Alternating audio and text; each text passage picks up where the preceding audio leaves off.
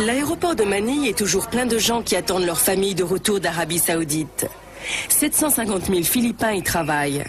Tous les mois, ils sont 2000 de plus à s'y rendre. Car chez eux, il n'y a pas d'avenir, aucun moyen d'échapper à la misère. Poussés par l'espoir d'améliorer leurs conditions, ils se rendent dans un pays où ils n'ont quasiment aucun droit. Le danger est encore plus grand lorsqu'ils sont chrétiens, ce qui est le cas de la majorité d'entre eux.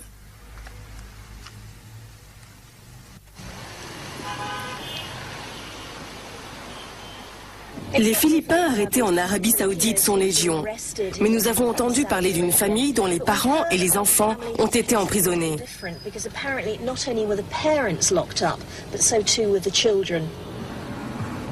Leur crime ? Être chrétien pratiquant dans un pays où seul l'islam est autorisé.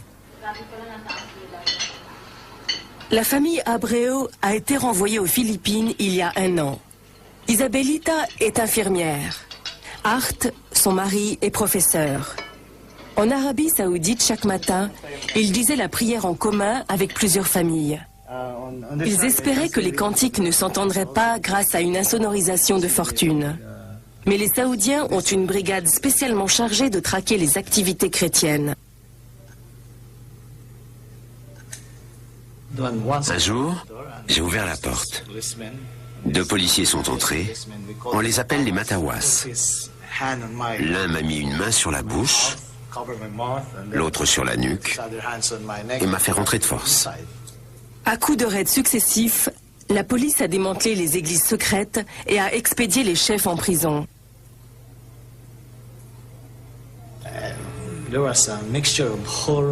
On est à la fois horrifié, épouvanté, et en même temps on se dit, tel est mon destin. Est-ce que vraiment je vais mourir parce que cela s'est produit un vendredi matin? Isabelita a été emprisonnée 2 semaines avec ses 3 plus jeunes enfants. On ne comprend pas ce qu'ils cherchent en jetant les enfants en prison. Une prison où il y a déjà beaucoup d'enfants. Ils ont rencontré une Philippine arrêtée à la maternité. Son bébé, ayant la peau très sombre, était forcément illégitime.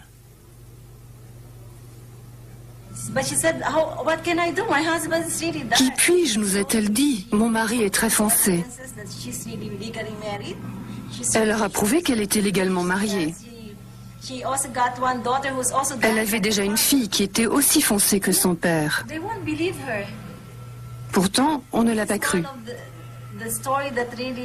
C'est affreux de voir une Philippine jetée en prison avec son bébé nouveau-né, sur la foi d'une fausse accusation. Autre cas de brutalité extrême subi dans une prison saoudienne. Donny Lama conserve précieusement des centaines de lettres de réconfort qu'il a reçues en prison. Il travaillait depuis 15 ans pour Saudi Airlines. Un jour, lors d'une fouille de routine, la police a trouvé chez lui une photo où on le voyait prier. On l'a menotté et traîné au commissariat. Ils m'ont battu, mordu, giflé. Et comme je protestais, ils m'ont étranglé. Je pouvais à peine respirer. Ils m'ont dit, reconnais que tu es un prêtre et on te relâche. Je ne suis ni prêtre ni pasteur, je vous l'ai déjà dit. Menteur, menteur. Ils me frappaient sur les joues, sur le visage.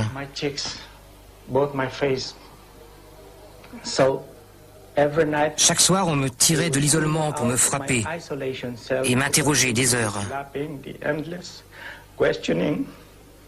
Excusez-moi. Au bout de 3 mois de ce régime, la police lui a tendu une feuille à signer. Ils m'ont dit, c'est ta remise en liberté. J'ai donc posé l'empreinte de mon pouce sur le papier sans savoir ce que je signais. Ce n'est que plus tard, au tribunal, que Donny apprend qu'il a signé des aveux. Le juge m'a dit que j'avais reconnu être prêtre. Il m'a demandé si je m'étais converti à l'islam.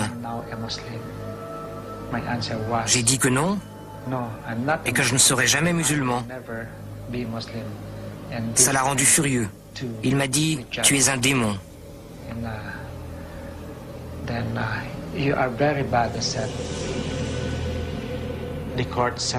Le tribunal m'a condamné à 18 mois de prison et à 70 coups de fouet. On l'enferme à la prison d'Al-Malas à Riyad. Ces dessins, effectués en secret par un autre prisonnier philippin, ont réussi à franchir l'enceinte. Ils montrent l'horreur de la vie quotidienne pour des milliers d'hommes réduits à l'isolement.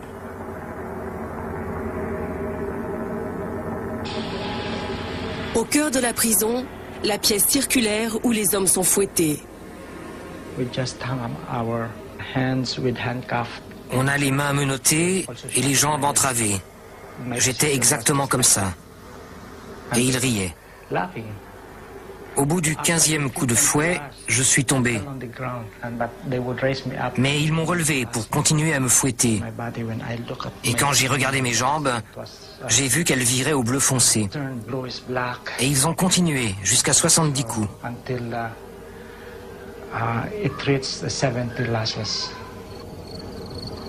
Ayant purgé ses 18 mois de prison, Denis a été expulsé.